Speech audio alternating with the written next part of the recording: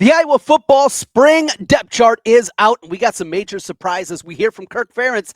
Lock it down today. Locked on Hawkeye.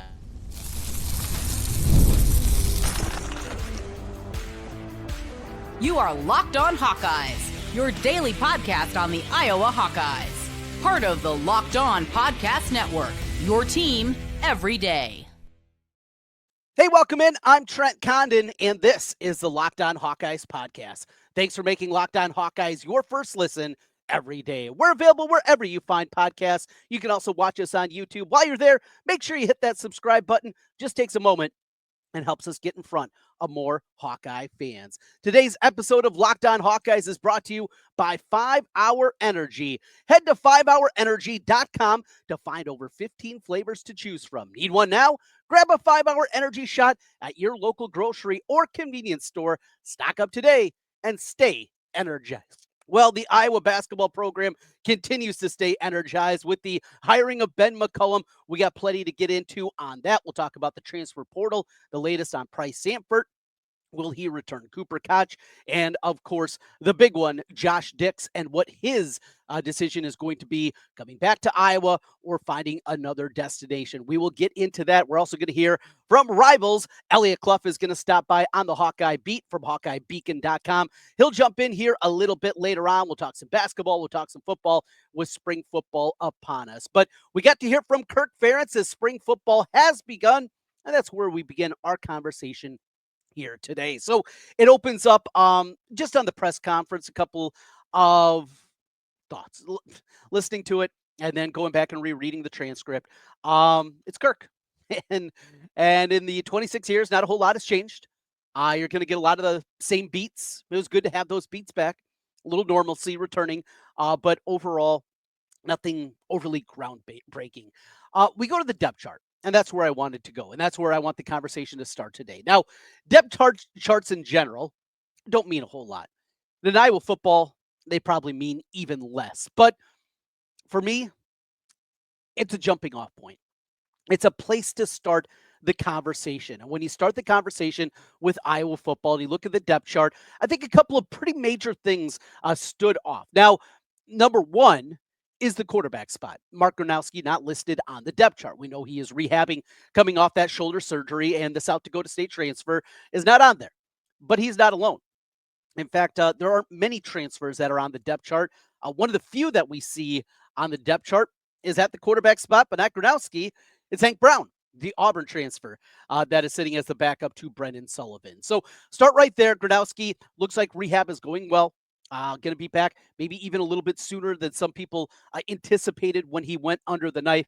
Definitely good news there. You want him to build that continuity. You need him to hit the ground running when he is back 100%. And even if he's not going through drills, going 100% or even close to it, getting some more of those mental reps is going to be important for Gronowski coming into this new system as they work to marry things together. Obviously, year number 2 for Tim Lester, what he's trying to implement, basically cleaning house with the quarterback room and what it is today. So a lot going on there, and that's going to be a component. On the offensive side of the football, I started left tackle. That's where my eyes went first because you have Jack Doetzler listed as a starter and then Trevor Lauck as the backup. Now, Lauck is a guy that came in with a bunch of fanfare. He's a guy that we heard right away. He showed up. A lot of times these offensive linemen, you know it's going to be developmental. You know it's going to take a little bit of time before they're there. But with Lauck, you heard it right away. And I do wonder, if he's got an opportunity really to unseat Doetzler as a starter at left tackle, and also if that's going to be a position with guys, not a whole lot of reps, if that's a position potentially that they could be looking at in the portal when the spring portal opens up. Cade Peeper listed as a starter at right guard. If you've been paying attention, that should come as no surprise. He was their 6th offensive lineman a year ago. And the interior should be really good with Stevens, Logan Jones, and Peeper. Jennings Dunker out on the right side. Obviously, that question mark, as we talked about, was the left side. One thing at the wide receiver spot. So this is a change. We go back to the beginning of last season where we see 3 wide receivers listed in the starting lineup. All right, here we go. Vanderzee and Dayton Howard at one spot, Seth Anderson and KJ Parker at another, and then finally Jacob Gill and Caden Weegan in the last spot. No Jared Bowie. Just struck me as a little bit of surprise. Is it Motivation, who knows? But that was something that at least jumped out. Running back spot, same it was in the bowl game. Kamari Moulton listed as a starter. Jazzion Patterson back behind him. And the tight end position, Addison Estrenga and Zach Ortworth are the two guys that are listed there. Again, not a whole lot of surprise, not a whole lot to jump into. But I think maybe the biggest surprise to me on the defensive side of the football that jumped out was the inclusion of Joseph Anderson at defensive end. So on the left spot, it's Max Llewellyn and Kenneth Merriweather. Merriweather, another young guy that's been talked about a ton, and he's going to start to see some more reps. On the other side, it's Herkett, but his backup is Joseph Anderson. So if you remember back to a year ago in that recruiting class, the class of 2024, Iowa went heavy on defensive line, and multiple guys had NFL bloodlines with their dads playing in the NFL, including Joseph Anderson. This is incredibly exciting. We know Iowa needs guys that can get to the quarterback, and in the style of play that they play under Phil Parker, that's something that you're going to need, right? You're going to need something like that where guys very quickly can get there. Brian Allen is going to be back. He's not there right now. Brian Allen is dealing with an injury, and because of that, he's not going to be back for a while. He'll be there. He'll be listed in one of those spots. In fact, he'll probably be the spot of Joseph Anderson, but still good to see one of the freshmen getting there. We know that the linebacker group is going to be revamped. Jaden Harrell, who we've seen a little bit in spot duty. He was part of the goal line stand at Wrigley Field 2 years ago against Northwestern. He's listed as their starter at middle linebacker with Jaden Montgomery, Jerry Montgomery's son, listed as his backup. Then you go to the cash position. Jackson Rexroth, seen him special teams wise. Here's another young guy, though. Derek Weiscott showing up on the depth chart as the backup on the left side. And then at the will linebacker spot, Carson Shire, just got to stay healthy, with Van Kekrix as his backup. And then finally, the cornerback spot. So John Nestor is in the portal. John Nestor is leaving. Rashad Godfrey, a redshirt freshman, jumps in as the backup behind Deshaun Lee at the right spot. On the left spot, TJ Hall with Jalen Watson, who saw quite a bit of playing time last year as a true freshman. He is the backup there. And then finally, what are they going to do with the safety spot? Will you start the flip of Xavier Wampa? We'll dive into this a little bit more and get into the weeds a little bit deeper with Wampa going from strong safety over to free safety and what that means in the Iowa scheme. Entringer is listed as a starter at strong safety, but also the starter at cash. And they're going to try to figure that out. If it is him playing the cash position, that means we're going to see Zach Lutmer, another guy we saw a bunch a year ago, as your starter at strong safety and what that's going to look like going forward. So there's a little bit of an overview as we overreact to a depth chart. That's what we do. And I love it. I love it every single time. We continue here, Locked On Hawkeyes. Let's get into some basketball talk. The latest on the transfer portal. What's happening with Josh Dix? What's going on with Price Sanford? We'll talk football. We'll talk basketball with Elliot Clough from Rivals as we come back. Stay right there. This is Locked On Hawkeyes. We're all about the stats because numbers don't lie. And when it comes to the all-new Nissan Armada Pro-4X, the numbers are on an MVP level. With the ability to tow up to 8,500 pounds, it can quite literally carry the whole team, plus the gear wherever you need to go. It's powered by a twin-turbo V6 engine, delivering the strength and performance to handle highways, back roads, and everything in between. And with room for up to 8 people, the Armada Pro-4X is built for big crews, big adventures, and even bigger memories. Whether you're exploring off-road trails or rolling up to the arena, the Armada Pro-4X brings power, versatility, and style wherever you go. Take your adventures to new heights in the all-new Nissan Armada Pro-4X. Learn more at nissanusa.com. Today's episode is also brought to you by FanDuel. Well, it is here, college basketball in the biggest way, and FanDuel is giving you the chance to get in on the action like never before. Right now, new customers can get $200 in bonus bets when your first $5 bet wins. That's 200 extra bucks to use on everything from buzzer beaters to Cinderella stories and even who's cutting down the nets. Now, underdogs have not been barking here during this tournament. You're kind of taking a look at the tournament. Is Duke just a runaway favorite? Feeling more and more that way. FanDuel makes it easy to back those favorites and the underdogs with spreads, totals, and game props. With the tournament games happening almost every single day, There's always something exciting to bet on. And the FanDuel app is absolutely simple to use. When I win, I get paid instantly, no waiting around for your money. So visit FanDuel.com to get in on college hoops action all tournament long with FanDuel and FanDuel.com.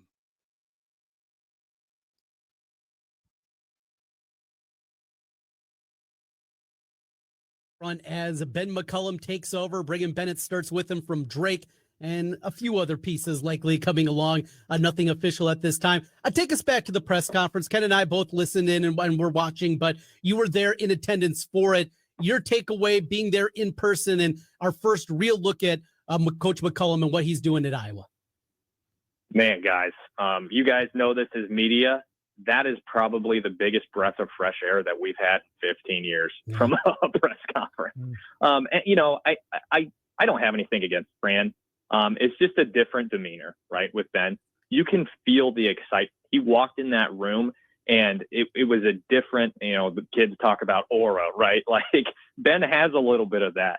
He's able to tap into a fan base. And as an Iowa native, he just gets it. Yep. I mean, it's an emotional connection that he has already cultivated with a fan base that it hasn't had in a long time. He pushed all the right buttons. I mean, people are saying he knocked it out of the park. He hit a freaking grand slam with that introductory presser. He talked defense. He talked getting guys in seats butts in seats for games. He talked offensive efficiency. He talked championships. He just straight out called out Price, Cooper, and Josh saying, "Hey, we want you back." Yeah. Like, I mean, it's that Sam Cassell gif that I tweet out from time to time. Trent, you know what I'm talking about. Yep. It's hard. It was hard to leave and not only be impressed, but be excited. I mean, they don't have a roster other than Bennett Sturts, which is a freaking incredible cornerstone to start your roster with, right? But I was impressed with the hire. I liked the hire before. I like it more now. And you know, it's an introductory presser. He hasn't won a game yet, but he's also won 80% of his games as a head coach. Just won 31 games this last year. I'm excited. Like I'm happy to stick with the beat going into next season. I'm fully, and I'm not necessarily saying Carver is going to sell out every game like they did for the women this year, but you can feel the excitement in the fan base. It's palpable. It's different.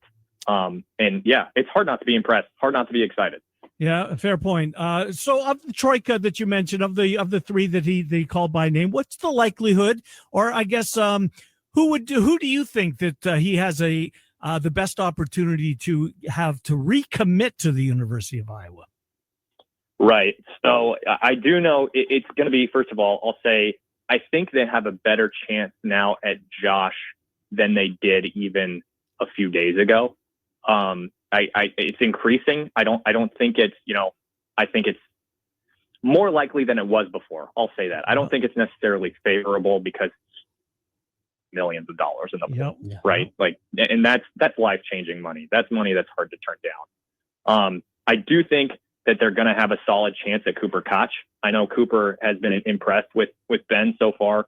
Cooper's a legacy recruit. And Cooper was in the building. He was in the room for the presser a couple days ago. And I think, can you imagine being 19 years old and shouted out by the head coach and saying, "Hey, how cool would it be to resurrect this program?" and not thinking, "Oh, damn. Okay." You know what I mean? Like, that'd be so cool to be a part of. And then you look at Price, and he's a guy that has been connected to the program through his brother, has already shown some really, really encouraging things towards the end of the season. To be able to come back and again be part of that resurrection of the program, I think to me that'd just be hard to turn down, right? Having been a Hawkeye for so long. But I think I look at Cooper Koch and he's the one that I think has the most, just based on the fact that his career is young. He's a legacy Hawkeye. All of those things make a lot of sense to me. I don't necessarily see, as much as of an emphasis on some of the other guys. I think there should be, personally, on Isaiah Johnson Arrigu. who just joined the program, hasn't entered the portal yet. But we'll see how that shakes out. Seydu hasn't entered the portal yet. Chris Pajo hasn't entered the portal yet. But yeah, those three are the ones that stick out the most to me. Cooper mainly. We've obviously connected the dots with all the Drake guys, not just Sturts, but the other ones that have entered the portal and the possibility. Are there any other names, though? And again, we're talking about a list that's over 1,200 prospects long already for the transfer portal. Any other connections, though, that you've heard early on that Iowa, outside of the Drake guys, are trying to get in for visits? Right. Connor Enright will be on campus this coming Monday. Former Drake point guard. Folks in Des Moines, of course, know him from the Darren DeVries era and going to the NCAA tournament, winning a couple MVC titles. Point guard that brought a lot of energy to the Bulldogs. Yep. Also going to visit Indiana. So that's going to be tough, right? I mean, that's a program with a lot of resources. It's a guy with his former head coach that he had some success with. So Enright's the big one that sticks out to me right now. He will for sure be on campus next week. I think he'd be fun. I think he'd be a fun addition. Would be a great reserve guard behind Bennett Sturts, I think. Play some minutes and be impactful on the floor. Other than that, I know they've showed some interest in All-Right from Valpo, a guy that really had a good MVC tournament. And then, like you said, Trent, there are a lot of names in the portal right now. Oof. They're going to have their opportunities to get some of these guys on campus. And folks have been sharing their concern of, all these guys are leaving. Well, that's basketball. That's college basketball now. And Ben just did it this last season. He constructed a roster that won a bunch of games. There's going to be a bevy of talent for him to choose from. And just things that I've heard from behind the scenes about Ben is his players trust him, man. And he gets them to buy in, and he gets them to say, they know that he cares about them on and off the court, and he wants to build them. And, a lot of coaches will say that. Everything that I've heard from folks close to him from behind the scenes is that Ben lives it. And he gets guys that he wants to buy in. And I sound like a Ben McCollum apologist, so he doesn't need it. So I have no concerns about what they're going to be able to build out of the portal. And 2025 recruiting class will be interesting. I know they just had one of the Drake commits rescind his commitment from Drake. So assuming it's a possibility that he'll follow, but there's talent out there in 2025 too. So he's going to be able to go out and get some guys that maybe were under recruited and they're going to be lucky to be in Iowa City. So yeah, I have very little concern about his ability to build a roster and what that's going to look like going into next season. Elliot Clough from Hawkeye Beacon, part of the Rivals Network, joins us. Miller and Condon on the Iowa Sports Radio Network. Well, let's take a look at football. Ferentz had his spring introductory press conference yesterday. What was a takeaway or two from listening to Coach Ferentz yesterday, Elliot? Yeah, I think we got a lot of generic Kirk yesterday for the most part. Of course, we're asking about, what are you excited to learn about your team or like a specific position? And he goes, all of them. I'm like, okay, Kirk, thanks. Yeah. But I think the main thing to take away is what he shared about Mark Gronowski.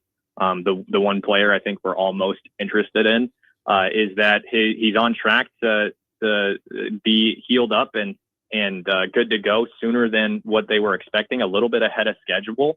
I'm going to be throwing lightly here soon. No team activities for the spring, which of course understand post-surgery.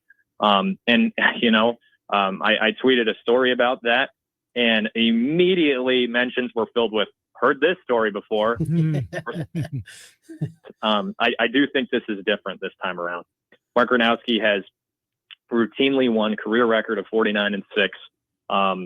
Walter Payton Award winner, two-time national champ. As someone who used to cover UNI, I've seen him carve up defenses with my own eyes. I think the demeanor of Gronowski is quite different than the last guy. He's what Kirk described him as smarter than the entire staff combined because he's a mechanical engineering major who's on the dean's list and all that.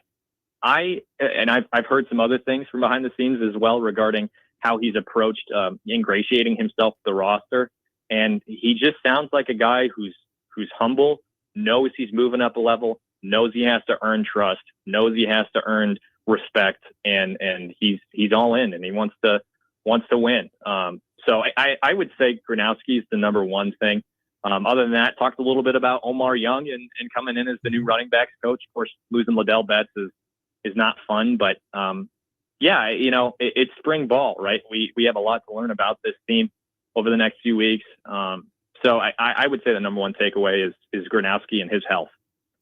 One thing that jumped out looking at this depth chart again and knowing coming into the year what it was going to look like is that left tackle spot on the offensive side of the football. You have two guys that just haven't played a ton. Yep. After a very veteran offensive line, Mason Richmond wasn't a left tackle, but he played left tackle for the last 3 years and did it at as good of a level as you could hope for. Jack Doetzler and Trevor Locke, the younger of the two. When you see those two guys, is Iowa still shopping, or when the portal reopens for football, will they be shopping for a left tackle? And where are you when you look at those two prospects?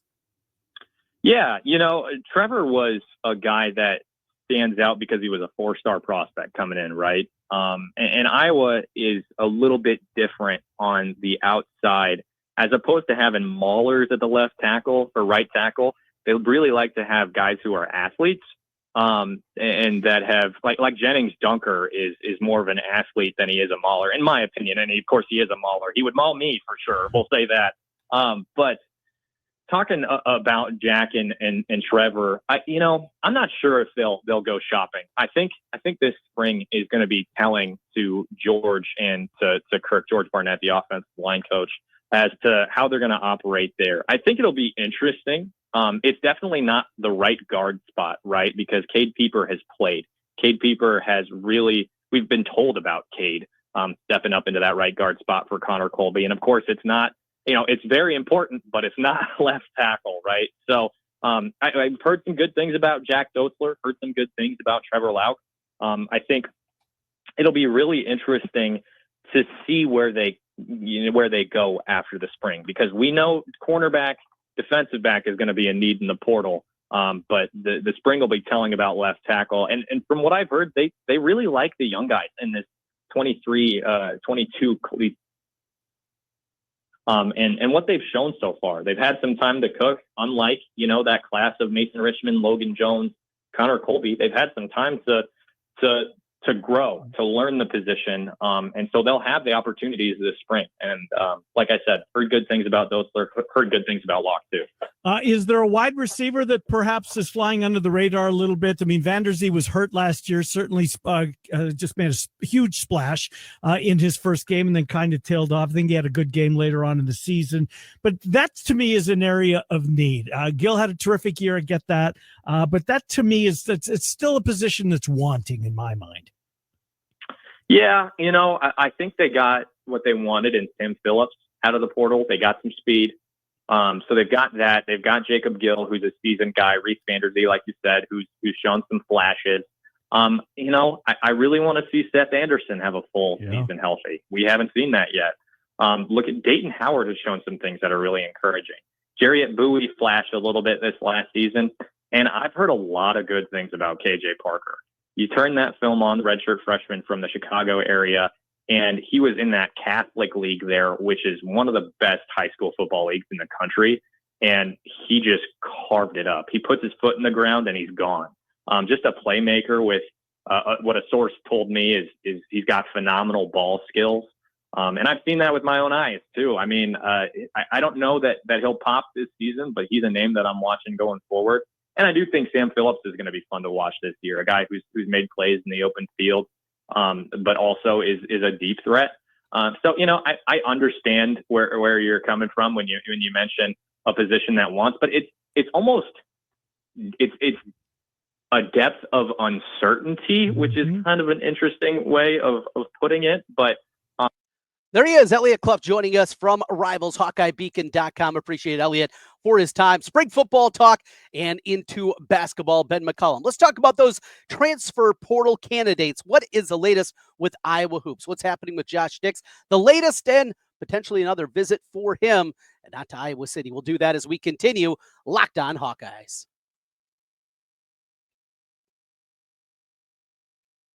Today's episode is brought to you by 5-Hour Energy. Daylight savings snuck up on us again, and if you're feeling that lost hour of sleep, 5-Hour Energy has your back. The extra sunshine means more time for fun, but sometimes you need a little boost to power through. Whether you stayed up late watching the NCAA tournament, like I was, squeezing in a round of golf after work, need to do that, or just trying to keep up with your busy day, 5-Hour Energy gives you that quick, refreshing pick-me-up whenever you need it. Staying up late watching the hoops has been incredible. The next day, well, here we are. 5-Hour Energy keeps me up all day long. Extra daylight, extra activities. And when I need a boost, how about Tropical Burst, my go-to for a quick boost? Whether I'm at a game or traveling, 5-Hour Energy is easy to grab and keeps me feeling refreshed. Head to 5hourenergy.com to find over 15 flavors to choose from, including watermelon, blue raspberry, and peach mango. You can even build your own 12 or 24 pack delivered right to your door. Need one now? Grab a 5-Hour Energy shot at your local grocery or convenience store. They're everywhere. Stock up today and stay energized with 5-Hour Energy. The NCAA tournament is here, and so is the Bracket Breakdown. Locked On Podcast Network and Amazon Fire TV channels are teaming up to deliver NCAA tournament coverage like never before. Watch studio shows featuring former players and Locked On's local experts as they guide you through every upset, buzzer beater, and bracket matchup. Stream it all for free on Amazon Fire TV channel. Search Bracket Breakdown to see it all for free. It's your team every day. Trent Condon back with you one final time on the Locked On Hawkeyes podcast. Thanks for being with us. Hey, hit subscribe if you're watching us on YouTube. 5-star review if you're listening on the audio side. Really does help us. Do appreciate each and every one of you for helping us out on that front. All right, let's get into it and the latest on the transfer. So as we await the decisions, the three guys that were mentioned in the press conference by Ben McCollum: Cooper Koch, Bryce Sanford, and Josh Dix. So we start at the forefront.